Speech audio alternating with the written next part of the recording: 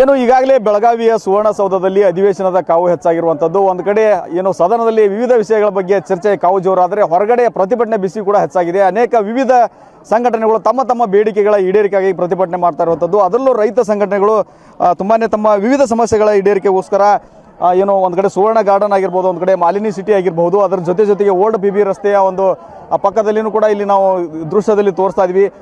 ರಾಜ್ಯದ ವಿವಿಧ ಭಾಗಗಳಿಂದ ಏನು ಸಹಸ್ರಾರು ಸಂಖ್ಯೆಯಲ್ಲಿ ಏನು ಈಗಾಗಲೇ ಏನು ರೈತ ಮಹಿಳೆಯರಾಗಿರ್ಬೋದು ಅಥವಾ ರೈತರಾಗಿರ್ಬೋದು ಏನು ಸಹಸ್ರಾರು ಸಂಖ್ಯೆಯಲ್ಲಿ ಬಂದು ತಮ್ಮ ಬೇಡಿಕೆ ಈಡೇರಿಕೆ ಒಂದು ವಿಚಾರಕ್ಕೆ ಸಂಬಂಧಪಟ್ಟಂತೆ ಬೃಹತ್ ಪ್ರಮಾಣದಲ್ಲಿ ಪ್ರತಿಭಟನೆಯನ್ನು ಮಾಡ್ತಾ ಇದ್ದಾರೆ. ಅದರಲ್ಲೂ ಸಹಜವಾಗಿ ಹೆಚ್ಚಿನ ಸಂಖ್ಯೆಯಲ್ಲಿ ಮಹಿಳೆಯರು ಕೂಡ ಈ ಒಂದು ಪ್ರತಿಭಟನೆಗೆ ಭಾಗಿಯಾಗಿ ಇರುವುದು ವಿಶೇಷ. ಅಂದರೆ ರೈತ ಮಹಿಳೆಯರು, ಯಾಕೆಂದರೆ ನಾವು ಕೂಡ ರೈತರ ಮಕ್ಕಳು, ರೈತರ ಸಮಸ್ಯೆ ಏನಿದೆ ಅನ್ನೋದು ಕೂಡ ನಮಗೆ ಗೊತ್ತು ಅನ್ನೋ ವಿಚಾರಕ್ಕೆ ಸಂಬಂಧಪಟ್ಟಂತೆ ಈ ಒಂದು ಸ್ಥಳದಲ್ಲಿ ಬಂದು ಹಸಿರು ಟಾವೆಲನ್ನು ತೂರಾಡುತ್ತಾ ರೈತ ಮಹಿಳೆಯರು ಕೂಡ ಪ್ರತಿಭಟನೆಯಲ್ಲಿ ಭಾಗಿಯಾಗಿದ್ದಾರೆ.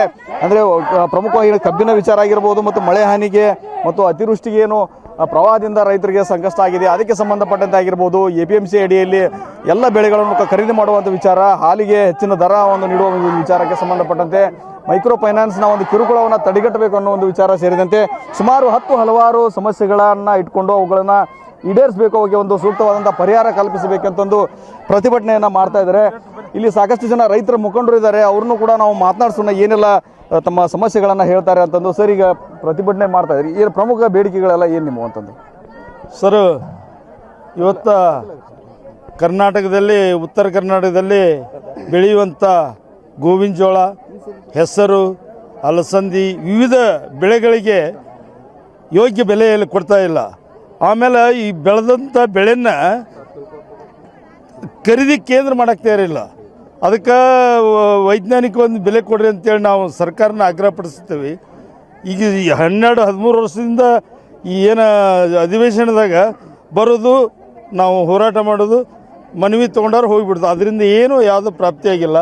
ಅದಕ್ಕೆ ಅದನ್ನು ಪಡ್ಕೋಬೇಕಂತೇಳಿ ಈ ತಮ್ಮ ಮಾಧ್ಯಮ ಮುಖಾಂತರ ನಾನು ಹೇಳಲಿಕ್ಕೆ ಇಷ್ಟಪಡ್ತೀನಿ. ಅಲ್ಲ, ಈಗ ಸುಮಾರು ಜನ ಇನ್ನೂ ರೈತರು ಇದ್ದಾರೆ ಸರ್. ಈಗ ಇಷ್ಟೊತ್ತಿಂದ ಪ್ರತಿಭಟನೆ ಮಾಡ್ತಾ ಇದ್ದೀರಿ, ಬರೀ ಅಧಿಕಾರಿಗಳು ಬಂದು ಮನವಿಯನ್ನು ತೆಗೆದುಕೊಂಡು ಹೋಗುವಂಥದ್ದಾಗ್ತದೆ, ಕೃಷಿ ಸಚಿವರು ಬಂದು ಸ್ಪಂದನೆ ಮಾಡುವಂಥ ಕೆಲಸ ಆಗ್ತಾ ಇದೆಯಾ, ಮತ್ತು ಈ ಸಚಿವರು ಬರಲಿ ಅಂತ ಆಗ್ರಹ ಮಾಡ್ತಿರೋ, ಏನು ಹೇಳ್ತೀರಿ ಅಂತ? ಈಗ ನಮ್ಮ ಟೆಂಟಿಗೆ ನಾವು ಹೇಳುವಂಥದ್ದು ಏನತ್ತಂದ್ರೆ, ಸಕ್ಕರೆ ಸಚಿವರು ಬರಬೇಕು, ನಮ್ಮ ಕಬ್ಬಿನ ಬದ್ದಲ ಎಲ್ಲ ಕೂಲಂಕಷವಾಗಿ ಅವರು ಚರ್ಚೆ ಮಾಡಬೇಕು. ಆನಂತರ ನಮ್ಮ ಇಲ್ಲಿ ಇದ್ದಂಥ ಮುಖಂಡರನ್ನ ಕರ್ಕೊಂಡು ಹೋಗಿ ಮುಖ್ಯಮಂತ್ರಿ ಅವ್ರ ಜೊತೆ ಮಾತುಕತೆ ಮಾಡಿಸ್ಬೇಕು. ಅವರು ಮುಖ್ಯಮಂತ್ರಿ ಅವ್ರ ಜೊತೆ ನಾವು ಮಾತುಕತೆ ಮಾಡಿದಾಗನ ಈ ವಿಷಯ ಎಲ್ಲ ತಿಳಿಯೋದು ಅವರಿಗೆ. ನಾವು ಇಲ್ಲೇ ಬಂದು ಅವ್ರು ಕೇಳ್ಕೊಂಡು ಹೋದ್ರು ಅಂತಂದ್ರೆ, ನಮ್ಮ ಮನವಿ ತೊಗೊಂಡು ಹೋದ್ರು ಅಂತಂದ್ರೆ ಅದು ಏನಾಗೈತೋ ಏನಿಲ್ಲ ನಮಗೇನು ಗೊತ್ತಾಗುದ್ರಿ. ಅದಕ್ಕೆ ಇಲ್ಲಿ ಅವ್ರು ಬಂದು ನಮಗೆ ಭೇಟಿಯಾಗಿ ನಮ್ಮ ಜೊತೆ ಚರ್ಚೆ ಮಾಡಿದಾರಲ್ಲ, ಅವರು ನಮ್ಮನ್ನು ಕರ್ಕೊಂಡು ಹೋಗಿ ಮುಖ್ಯಮಂತ್ರಿ ಅವ್ರಿಗೆ ಭೇಟಿ ಮಾಡಿಸಿದ್ರನ ನಮಗೆ ಅನುಕೂಲ ಆಕತಿ. ಇಲ್ದಿದ್ರೆ ನಮ್ಗೆ ಬಂದದ್ದೆಲ್ಲ ವ್ಯರ್ಥ ಆಕತಿ ಅಂತೇಳಿ ನಮ್ಮ ಅಭಿಪ್ರಾಯ. ಈಗ DC ಅವರು ಇಲ್ಲಿ ಸ್ಥಳಕ್ಕೆ ಬಂದಿದ್ರು, ಏನು ಭರವಸೆ ಕೊಟ್ಟರು ನಿಮಗೆ? ಈಗ ನಾವು DC ಅವರು ಬಂದು ಹೇಳಿದರು ಏನಪ್ಪ ಅಂದ್ರೆ, ನಾವು ಸುಮಾರು 12 ವರ್ಷದಿಂದ ಇದನ್ನೇ ಮಾಡ್ತಾ ಇದ್ದೇವೆ.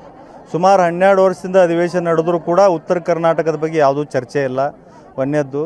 ಮತ್ತು ಇವೇನಾಗ್ತಾ ಇದ್ದಾವೆ ಅಂದರೆ ಸುಮ್ಮನೆ ನಮ್ಮ ಮನವಿ ತೊಗೊಳ್ದು ಹೋಗೋದು ಅಷ್ಟೇ. ಈಗ ಅವ್ರು ಹೇಳಿದರು ನಾವೆಲ್ಲನೂ ಸ್ಪಂದಿಸ್ತೇವೆ, ನಾಳೆ ನಿಮ್ಮನ್ನು ಒಂದು ನಿಯೋಗ ಒಯ್ತೇವೆ, CM ಅವ್ರ ಮೇಲೆ ಮಾತಾಡಿಸ್ತೇವೆ ಅನ್ನೋ ಮಾತನ್ನು ಹೇಳಿದರು.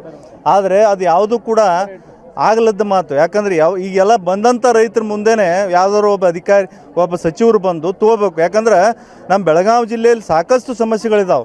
ಇವತ್ತು ಕಬ್ಬಿನ ರೇಟ್ ನಮ್ಮದು 3500 ತೊಗೊಳ್ಳೇಬೇಕಂತೇಳಿ ಒಂದು ಹೋರಾಟ ಇತ್ತು. ಅದನ್ನು ಕೂಡ ಏನು ಮಾಡಿದರೆ, ಇವತ್ತು ಅನೇಕ ಒಂದು ರಾಜಕೀಯ ಒತ್ತಡ, ಒಂದಿಷ್ಟು ಜನ ಗುಂಪುಗಾರಿಕೆಯಿಂದ ಅದನ್ನು ಹತ್ತಿಕ್ಕುವಂಥ ಕೆಲಸ ಮಾಡಿ 3300 ರೂಪಾಯಿಗೆ ಮುಗಿಸ್ಕೊಂಥ ಕೆಲಸ ಮಾಡಿದರು. ಅದರಲ್ಲೂ ಕೂಡ ನಾವು ಇವತ್ತು ರೈತರ ಅನ್ಯಾಯ ಆಗಿದೆ. ಮತ್ತು ಅದೇ ರೀತಿ ಇವತ್ತು ಕೇಂದ್ರ ಸರ್ಕಾರ ಏನು ಒಂದು ನಿಗದಿ ಮಾಡಿದೆ, ಏನು ಎಲ್ಲ ಒಂದು 15-16 ಕಾಳುಗಳಿಗೆ ಒಂದು ನಿರ್ದಿಷ್ಟವಾದಂಥ ಬೆಲೆ ನಿಗದಿ ಆಗಿದೆ. ಆ ನಿಗದಿ ಆದಂಥ ಬೆಲೆಯಲ್ಲಿ ಇವತ್ತು ಸರ್ಕಾರ ನಿರಂತರವಾಗಿ ಖರೀದಿ ಕೇಂದ್ರವನ್ನು ತೆಗೆಯುವಂಥ ಕೆಲಸ ಆಗಬೇಕು. ಕೇವಲ ಎಲ್ಲ ಕಾಳು ಮಾರಿದ ಮೇಲೆ ಅವರು ಖರೀದಿ ಕೇಂದ್ರ ತೆಗೆದರೆ ಇದು ರೈತರಿಗೆ ಯಾವುದೂ ಉಪಯೋಗ ಇಲ್ಲ. ಅದಕ್ಕಾಗಿ ನಮ್ಮ ಒತ್ತಾಯ ಏನಿದೆ ಅಂದರೆ, ಸಂಪೂರ್ಣ ರೈತರ ಸಾಲ ಮನ್ನಾ ಆಗಬೇಕು ಒಂದನೇದ್ದು. ಅದೇ ರೀತಿ ಫೈನಾನ್ಸ್ಗಳ ಕಿರುಕುಳ ಇದೆ, ಅದನ್ನು ಕೂಡ ಆದೇಶ ಮಾಡಬೇಕು. ರೈತರಿಗೆ ಯಾವುದೇ ಥರ ಇವತ್ತು ಹೆಣ್ಣು ಮಕ್ಕಳಿಗೆ ಆಗಿರ್ಬೋದು ಫೈನಾನ್ಸ್ಗಳ ಒತ್ತಾಯವನ್ನು ಸಂಪೂರ್ಣವಾಗಿ ನಿಲ್ಲಿಸಬೇಕಂತೇಳಿ ಕೂಡ ನಾವು ಇವತ್ತು ಮನವಿಯನ್ನು ಮಾಡಿದ್ದೇವೆ. ಅದೇ ರೀತಿ ಇವತ್ತು ಹೈನುಗಾರಿಕೆಯಲ್ಲಿ ಸುಮಾರು 2 ರೂಪಾಯಿದಂತೆ ಪರಿಹಾರ ಒಂದು ಪ್ರೋತ್ಸಾಹಧನವನ್ನು ಸುಮಾರು 600 ಕೋಟಿ ರೂಪಾಯಿಯನ್ನು ಇವತ್ತು ಸರ್ಕಾರ ಉಳಿಸ್ಕೊಂಡಿದೆ. ಆ ಪರಿಹಾರವನ್ನು ಆದಷ್ಟು ಬೇಗನೆ ಇವತ್ತು ಸರ್ಕಾರ ಕೊಡಬೇಕಂತೇಳಿ ಒತ್ತಾಯ ಮಾಡಿದ್ದೇವೆ. ಅದೇ ರೀತಿ ಏನು ಇವತ್ತು ನಮ್ಮ ಬೆಳೆ ಪರಿಹಾರವನ್ನು ಇವತ್ತು ಸರ್ಕಾರ ಕೊಡಬೇಕಾಗಿತ್ತು, ಅದನ್ನು ಕೇವಲ ಮೂಗಿಗೆ ತುಪ್ಪ ಒರೆಸುವಂಥ ಕೆಲಸ ಇವತ್ತು ಸರ್ಕಾರ ಮಾಡಿದೆ. ಅದು ಕೇವಲ 2 ಎಕರೆ 2.5 ಎಕರೆಗೆ ಸುಮಾರು 4,000 2,000 3,000 ಹಾಕುವಂಥದ್ದು, ಅದು ಅಲ್ಲದೆ ಉತ್ತಾರದಲ್ಲಿ ಇದ್ದಂಥ ಇಸೆ ಪ್ರಕಾರ ಹಾಕುವಂಥದ್ದು ಆಗಿಲ್ಲ. ಸಂಪೂರ್ಣವಾಗಿ ವಿಫಲ ಆಗಿದೆ ಸರ್ಕಾರ. ಅದನ್ನು ಸಂಪೂರ್ಣವಾಗಿ ಸಮಗ್ರ ರೈತರಿಗೆ ಇವತ್ತು ತಲುಪಿಸುವಂಥ ಕೆಲಸ ಇವತ್ತು ಸರ್ಕಾರ ಆಗಬೇಕಂತೂ ಕೂಡ ನಾವು ಒತ್ತಾಯ ಮಾಡಿದ್ದೇವೆ.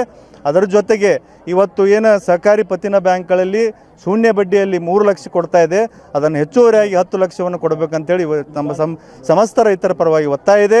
ಇದನ್ನೇನಾದರೂ ಮಾಡಲಿಲ್ಲ ಅಂದರೆ ನಾವು ಒಂದು ಹೋರಾಟ ಏನಿದೆಯಪ್ಪ ಅಂದ್ರೆ ಇವತ್ತು ಇದೇ ರೀತಿ ನೀವು ಮುಂದುವರೆದರೆ ಉತ್ತರ ಕರ್ನಾಟಕವನ್ನು ನೀವು ಯಾವುದೇ ಕಾರಣಕ್ಕೂ ಗಣನೆ ತಗೊಳ್ಳಿಲ್ಲ ಅಂದರೆ ನಾವು ಮುಂದಿನ ದಿನಮಾನಗಳಲ್ಲಿ ಪ್ರತ್ಯೇಕ ಉತ್ತರ ಕರ್ನಾಟಕದ ಹೋರಾಟವನ್ನು ಹಾಕೋಬೇಕಾಗಂತೇಳಿ ಈ ಹೋರಾಟದ ಮುಖಾಂತರ ನಾವು ಸಮಗ್ರ ನಮ್ಮ ಒಕ್ಕೂಟದ ಮುಖಾಂತರ ಎಚ್ಚರಿಕೆಯನ್ನು ಕೊಡ್ತೇವೆ ಸರ್ಕಾರಕ್ಕೆ.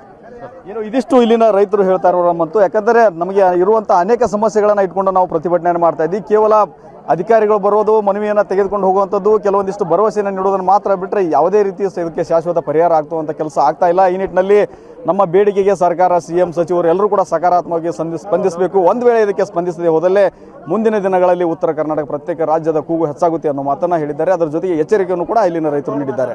ಕ್ಯಾಮರಾಮ್ಯಾನ್ ಬಾಪು ಜೊತೆ ರವಿಮುಖಿ, TV9 ಬೆಳಗಾವಿ.